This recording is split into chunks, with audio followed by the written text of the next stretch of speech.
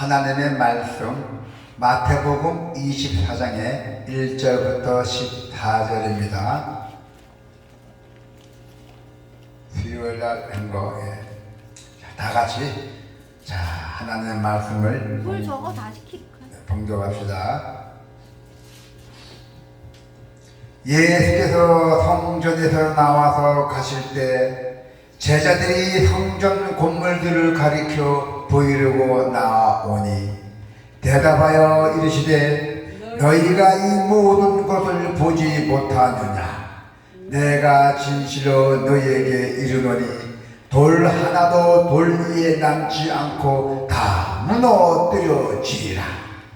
예수께서 갈람산 위에 앉으실 때 제자들이 조용히 와서 이르되 우리에게 이르소서 어느 때에 이런 일이 있겠사오며 또 주의 임하심과 세상 끝에는 무슨 징조가 있사오리까? 예수께서 대답하여 이르시되 너희가 사람의 미혹을 받지 않도록 주의하라. 많은 사람이 내 이름으로 와서 이르되 나는 그리스도라 하여 많은 사람을 미혹하리라. 난리와 난리 소문을 듣겠으나 너희는 삼가 두려워하지 말라. 이런 일이 있어야 하되 아직 끝은 아니니라. 민족이 민족을 나가 나라가 나라를 대적하여 일어나겠고 곳곳에 기근과 지진이 있으리니 이 모든 것은 재난의 시작이니라. 그때에 사람들이 너희를 환난에 넘겨주겠으며 너희를 죽이리니 너희가 내 이름 때문에 모든 민족에게 미움을 받으리라. 그때에 많은 사람이 실족하게 되어 서로 잡아주고 서로 미워하겠으며 거짓 선지자가 많이 일어나 많은 사람을 미혹하겠으며 불법이 성함으로 많은 사람의 사랑이 식어지리라. 그러나 끝까지 견디는 자는 구원을 얻으리라. 이 천국 복음이 모든 민족에게 증언되기 위하여 온 세상에 전파되리니 그제야 끝이 오리라. 아멘. 이제 재림이 가까워지겠습니다. 말대에 세워진 성전을 한번 볼까요? 말대에 세워진 성전 교회. 말대, 종말, 그 등의 단어를 들으면 사람들은 천재지변가 같은 대장을 떠올리곤 합니다. 예수님이 재림하실 때 발생할 격분에 대해서 논쟁하는 경우도 많이 있습니다. 어떻게 논쟁해요? 예수님은 구름 타고 오신다. 예수님은 도적같이 오신다. 예수님은 그 비바람 타고 오신다. 그렇게 논쟁도 있다는 얘기예요. 하지만 예수님은 마지막 날, 곧 말때에 거기에 대해 가르치실 때 무엇보다도 먼저 교회를 가르치게 돼요. 교회에 대한 것을 가르치겠다는 것입니다. 그래서 여기 보면은 무너지는 성전, 그리고 세워지는 교회. 성전은 유대인들의 종교적 정체성을 표현하는 가장 중요한 상징이에요. 성전이 아기 예수님을 죽이려 했던 헤롯 왕이죠. 아기 예수님을 죽이려 했던 헤롯 왕이 유대인들의 한심을 사기 위해서 수르바벨이 지었던 성전을 아주 거대하고 휘황찬란하게 증축하고 시작했어요. 성전을. 그 후 사후에도 공사는 계속돼서 예수님 당시에도 아직 끝나지 않은 상황에도 이어졌어요. 그런데도 아주 성전이 거대하게 어마어마해졌던 거예요. 제자들은 그 성전의 규모와 화려함을 가리키며 아주 놀라워했어요. 실제로 헤롯 왕입니다. 그 당시에 헤롯이 증축한 성전의 규모나 그 화려함은 주변 나라들도 인정할 정도다 합니다. 주변 나라도 아주 인정하고 막 감탄했대요. 얼마나 그 어마어마한 성전을 지었는지 중축했는지. 그러나 예수님은 정작 그것이 돌 하나도 돌 위에 남지 않고 무너지려고 선언했잖아요. 그죠? 분명하게 했잖아요. 2절에 보니까 자 1절부터 2절 한번 읽어보겠습니다. 1절부터 2절. 예수께서 성전에 나와서 가실 때에 제자들이 성전 건물들을 가리켜 보이려고 나오니 대답하여 이르시되 너희가 이 모든 것을 보지 못하느냐. 내가 진실로 너희에게 이르노니 돌 하나도 돌 위에 남지 않고 다 무너뜨려지리라. 그래서 예수님께서 아주 선언했어요. 빅가는 아닙니다. 다 필요 없어요. 예수님의 눈에는 그 성전의 규모나 그 화려함은 아무 의미도 없었던 거예요. 예수님이 딱 봤을 때는. 그런데 제자들은 어떻게 봤어요? 너무너무 거창하게 봤잖아요. 그 주변 국가들도 다 아주 우려를 봤다잖아요. 그러나 제자들은 성전이 파괴되는 날이란 곧 세상의 종말을 의미한다고 생각했기에 예수님께서 살짝 물었어요. 예수님, 어느 때 이런 일이 일어날 것인가 물었잖아요. 어떻게 물었어요? 3절 한번 볼까요? 3절 시작. 예수께서 갈량산 위에 앉으실 때 제자들이 조용히 와서 이르되 우리에게 이르소서 어느 때에 이런 일이 있겠사오며 또 주의 임하심과 세상 끝에는 무슨 징조가 있다오니까 하잖아요. 자, 그래서 예수님은 세상의 마지막 때에 가르침을 주시기 전에 먼저 사람의 미혹을 주의하라고 경고했어요. 미혹. 다 그만 말 넘어가지 말라는 얘기예요. 다 이미 종교들인데 한마디로 말해서 자 어떻게 했어요? 4절 한번 볼까요? 4절에 시작. 예수께서 대답하여 이르시되 너희가 사람의 미혹을 받지 않도록 주의하라 하잖아요. 예수님은 많은 사람이 예수님의 이름으로 와서 나는 그리스도라 사칭하며 난리의 소문이 들리겠지만 그것은 아직 아니라고 하셨어요.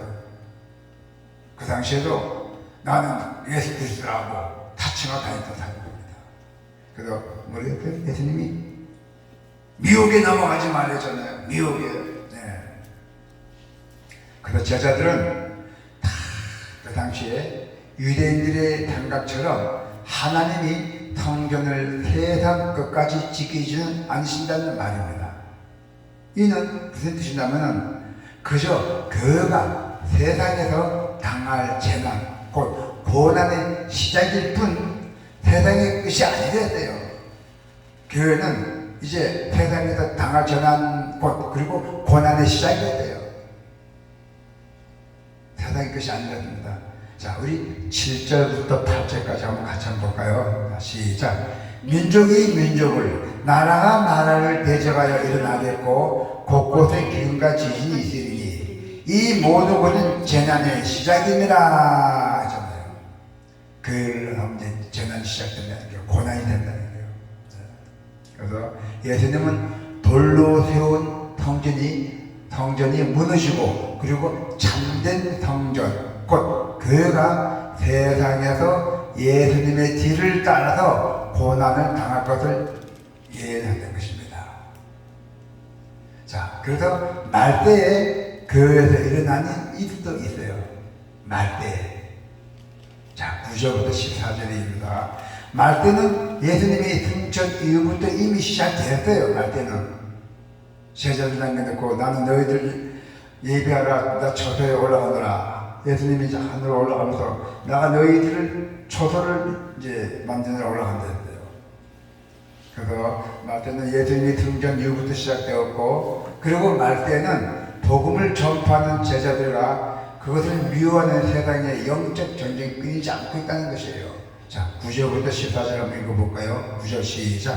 그때 사람들이 너희를 환난에 넘겨주겠으며 너희를 죽이리니 너희가 내 이름 때문에 모든 민족에게 미움을 받으리라. 그때 많은 사람이 실족하게 되어 서로 잡아주고 서로 미워하겠으며 거짓 선지자가 많이 일어나 많은 사람을 미혹하겠으며 불법이 성함으로 많은 사람의 사랑이 식어지리라. 그러나 끝까지 견디는 자는 구원을 얻으리라. 이 천국 복음이 모든 민족에게 증언되기 위하여 온 세상에 전파되리니 그제야 끝이 오리라. 말때는 예수님이 승천 이후부터 이미 시작이 되었고, 그리고 말때에는 복음을 전파하는 제자들과 그것을 미워하는 세상의 영적 전쟁이 끊이지 않다는 것이에요. 그 가운데 교회는 환난과 죽음을 당하고 모든 민족으로부터 미움을 당하는 일을 겪는다는 것이에요. 어떻게 겪어요? 자, 9절 한번 다시 볼까요? 9절 시작. 그때 사람들이 너희를 환난에 넘겨주겠으며 너희를 죽이리니 너희가 내 이름 때문에 모든 민족에게 미움을 받으리라. 맞대. 그러다 보면은 교회 안에서도 배신자가 나타나 서로 미워한 일도 일어난다 했어요. 어떻게 일어난다 했어요? 자, 10절 한번 볼까요? 10절 시작. 그때 많은 사람이 실족하게 되어 서로 잡아주고 서로 미워하게 되잖아요. 그죠? 그래서 교회 배신자가 나타나서 서로 미워하고 혼란시키게 만든다는 얘기예요. 그래서 거짓 선지자들이 미혹하며 사람 간에 서로 이제 사랑이 쉽게 만들고 또 이간질하고 그렇습니다. 그래서 또 불법이 성행하는 일도 생긴다 했어요. 자, 11절부터 12절 한번 읽어봅시다. 시작. 거짓 선지자가 많이 일어나 많은 사람을 미혹하게 되며 불법이 성함으로 많은 사람의 사랑이 식어지리라. 우리 형제들은 서로 사랑하고 서로 도와가며 살아가요. 그런데 이 말때에는 거짓 선지자 때문에 갈라진다잖아요. 지금 교회의 각종 문제는 사실 초대 교회 때에도 있었어요. 세상 끝날 때까지 끊이지 않을 것이라 했어요. 세상 끝날 때까지 이런 일이. 그러나 그 가운데서 끝까지 견디는 자들, 죽음을 무릅쓰고 끝까지 견디는 자들, 즉 복음을 모든 민족 가운데 증거하고 갈등과 어려움을 견디는 자들을 구원을 얻을 것이라 하잖아요. 자, 13절 한번 볼까요? 시작. 그러나 끝까지 견디는 자는 구원을 얻으리라. 아멘. 인내가 필요합니다. 참된 것은 복음이 온 세상에 전파된 이후에 올 것이랬어요. 참된 것이, 아름다운 것은 복음이 온 세상에 전파된 이후에 올 것이랬어요.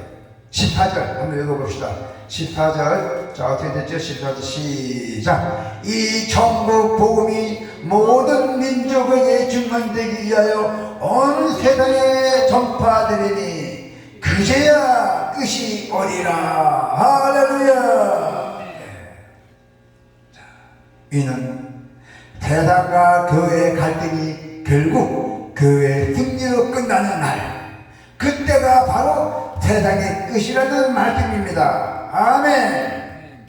예수님 앞에서 그것은 아직 아니다 했잖아요. 6절에 보니까 말씀하신 후 여기서 그제야 끝이 오리라고 14절을 하셨잖아요. 이 무슨 뜻이냐면은 성전이 파괴된다고 해서 세상이 끝나는 것이 아니라고 분명히 말씀하셨고, 즉 세상의 끝에 관심을 가질 것이 아니라 세상의 끝에 관심을 가질 것이 아니라 매일매일 삶 가운데서 우리가 영적 전투를 감당하라는 가르침이에요. 영적 전쟁, 귀신과 싸우는, 사탄과 싸우는 전쟁, 이게 돼요. 지면 안 됩니다. 지면 덩굴려요. 우리의 관심은 주님이 언제 오시다가 아니라 우리가 맡은 사명을 감당하고 우리에게 맡겨진 영혼을 구하는 데 있어야 돼요. 우리의 관심이 주님이 언제 온다는 게 관심이 아니에요. 주님께서 우리에게 명령 내려주신 뭡니까? 맡은 사명, 감당해야 돼요. 그 사명을 우리에게 맡겨진 영혼들을 구하는데 우리가 그거에 신경을 써야 된다는 거예요. 영혼들, 우리에게 맡겨진 영혼들을. 그래서 제자들은 유대 민족 중심의 세계관에 갇혀 있기 때문에 성전이 무너지면 세상이 끝날 것처럼 생각했어요. 유대 민족 중심의 세계관 제자들이. 그러나 예수님은 천하 만민에게 복음이 전해질 그날을 바라보고 계셨대요. 천하 만민에게 복음이 전해지. 복음이 중요합니다. 우리는 세상을 향해 시야를 넓게 봐야 돼요. 또 교회가 이 세상을 구원하는 날을 그날을 바라보아야 돼요. 교회가 이 세상을 구원할 그날을 바라보아야 된다는 것이에요. 예수님이 다시 오신 날을 우리가 바라봐야 된다는 거예요. 마땅히 우리가 복음 전파의 사명에 매진해야 됩니다. 어떤 양이 있어도 우리는 예수님이 다시 오신 날을 바라보며 또한 우리가 마땅히 그 복음을 세상 끝까지 사만의 땅 끝까지 우리가 복음을 전파의 사명을 꼭 우리가 매진해야 될 잊지를 마시기를 바랍니다. 아멘. 아멘.